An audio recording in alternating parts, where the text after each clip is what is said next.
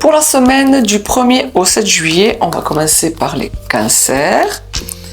Dans les cancers, vous allez faire une semaine, vous allez passer une semaine axée sur la communication. Alors ça va être je reçois comme je donne des nouvelles. Donc beaucoup de nouvelles, beaucoup de communication, tout sera axé sur la communication cette semaine.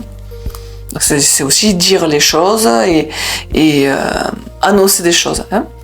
Pour les taureaux, vous allez avoir une superbe idée cette semaine. Superbe idée pour vos futurs projets, qui sait, et pour votre remise en question, qui sait, et peut-être de nouvelles rencontres. Pour les sagittaires, je vais la sortir comme ça. Pour les sagittaires, alors tout ce que vous entreprendrez vous sera béni. Alors si vous êtes parti pour faire quoi que ce soit comme situation, comme mise en place, faites-le.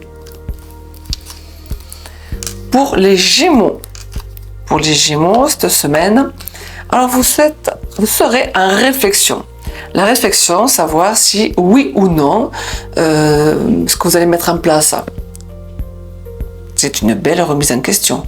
Mais attention de ne pas trop tarder. Parce que quand vous avez trop de doutes, vous n'avancez pas, les Gémeaux. Donc arrêtez de vous poser trop de questions. Je sais que les Gémeaux, c'est toujours ça. Oui, non. À un moment donné, il faut prendre votre place. Il faut vous positionner. Pour les lions. On va vous demander cette semaine d'être dans la créativité. Alors si vous êtes quelqu'un qui dessinait, fabriquait du matériel, des meubles, la rénovation, c'est ça, je cherchais le mot rénovation. Si vous avez envie de bricoler, c'est le moment cette semaine. Pour les béliers, attention au trouble. Alors le trouble, c'est toujours pareil, c'est toujours le mental qui vient vous causer ce trouble. Donc attention cette semaine de ne pas vous laisser emporter par ce trouble-là qui pourrait vous mettre dans des situations inconfortables. Pour les balances, attention au coup de foudre. Alors le coup de foudre pour les balances, ça peut être aussi quelque chose d'inattendu qui va arriver cette semaine, quelque chose d'inattendu, j'ai ce mot-là, d'inattendu.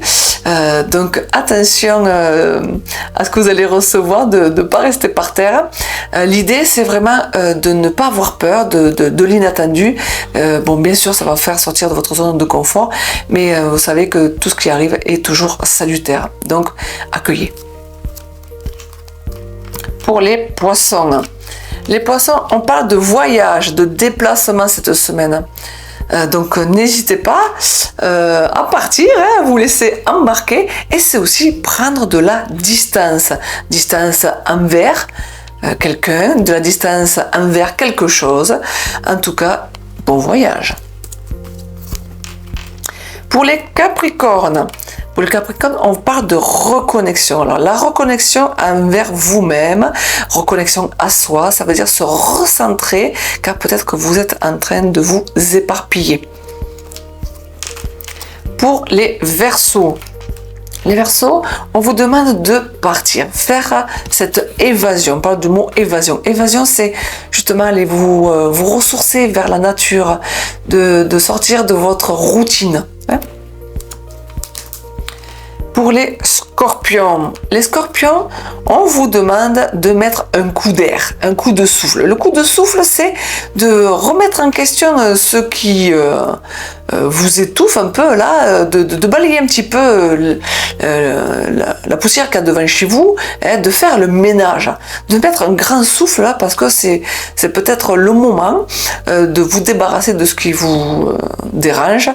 Et donc cette semaine, nettoyez le sable devant votre porte, nettoyez vos placards, nettoyez peut-être autour de vous les personnes qui vous dérangent, qui ne font pas bon ménage avec votre connexion, avec ce qui est bon pour vous, avec votre moi profond. N'ayez pas peur de le faire, ce ménage, de mettre un grand coup de souffle là. Et pour les derniers, pour les vierges, on parle de puissance.